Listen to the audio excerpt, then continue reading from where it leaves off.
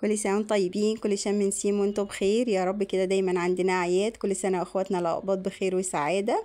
النهاردة هنعمل عجينة البريوش بعجينة قطنية هشة.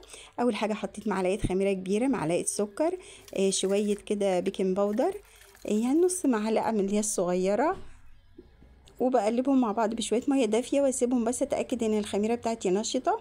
وبحط عليهم معلقه خل، وبحط نص كيلو دقيق.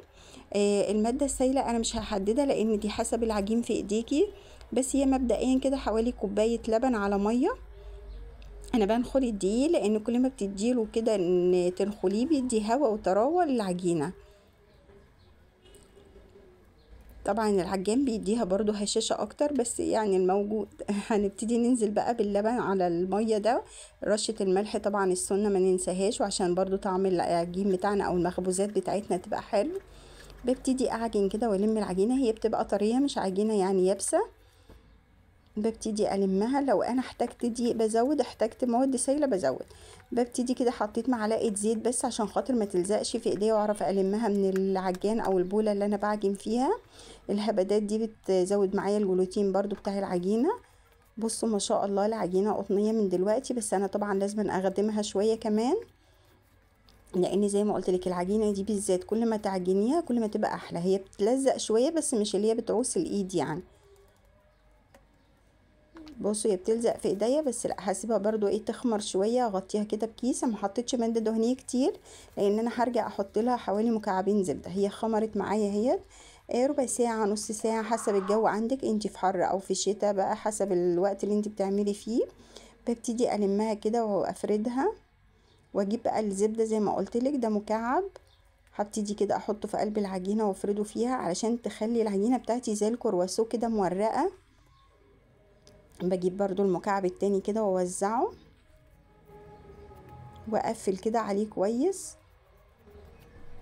ابتدي المها، هي هتفرول معاكي شويه من الزبده بس لا يعني افضلي بس لمي فيها كده وعجني لحد ما تتلم معاكي تاني وتبقى عجينه قطنيه تاني معاكي. بس انا مش هينفع نشتغل فيها دلوقتي، انا هنعملها كده وبعدين هنحطها في التلاجة شويه ربع ساعه برضو، هنرجع بقى نشتغل فيها. ممكن تبيتيها لتاني يوم، يعني ممكن تعجنيها من قبلها بيوم بالليل وتبيتيها لتاني يوم. هبتدي بقى بعد ما طلعتها من التلاجة هفردها بقى واعمل الاشكال بتاعتنا. المرة دي هنشكلها باشكال جديدة. حاولت كده اجيب لكم شوية اشكال من الفيديوهات الاجانب بقى الحلوة اللي بيقعدوا يغرونا بيها. بقطع كده حوالي شكل مربع تقريبا، يعني على قد ما تقدري كده. ببتدي اخد الابواز واقفلها كده، شفتي الظرف، وارجع اقلب على الوش تاني واقلب برضو الابواز دي لجوه. برجع افرد ده تاني. بصوا بيطلع معاكي زي الوردة. تحاولي تعملي الابواز بتاعتها كده مثلثة، بيطلع الشكل ده معاكي النهائي. هعمل واحدة كمان برضو عشان تفهميها اكتر. بسم الله ما شاء الله، اللهم صل وسلم وبارك على سيدنا محمد، صلاة تفرج بها همنا وتكشف بها غمنا يا رب وتبارك بها حياتنا. اللهم صل وسلم على سيدنا محمد. سهلة خالص ما فيهاش حاجة، انتي بس جربي. العجينة في ايديكي زي الصلصالة كده، شكليها بقى براحتك. انا زينتها كده بطماطم اللي هي الشيري دي، قسمتها نصين، حطيت نص في دي ونص في دي. ممكن تحطي كريزة، ممكن تحطي زيتونة، ممكن تحطي يعني اللي هي الراس بتاعة الفلفلاية، بتبقى شكل الوردة كده برضو تحطيها في النص. هبتدي بقى اعمل شكل تاني، بفرد بقى العجينة بتاعتي اكتر شوية. هقطع دواير، يفضل ان انتي تجيبي يعني قطعة تكون دايرتها اكبر من كده شوية او كوباية، عشان تديكي معاكي يعني ايه الشكل كبير شوية يبقى واضح. ببتدي ارص كده الدوائر دي على بعضها كده زي الخط المستقيم، وهبتدي كده الف بالراحة.